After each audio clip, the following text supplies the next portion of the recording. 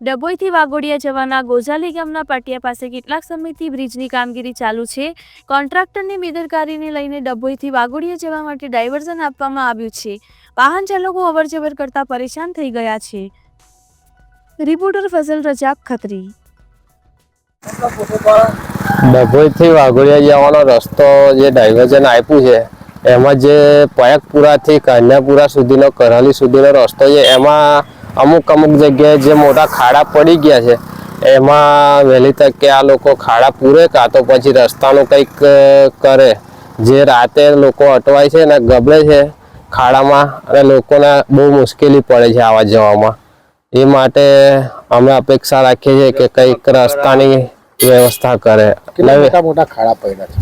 ખાડા તો તમે એક રાઉન્ડ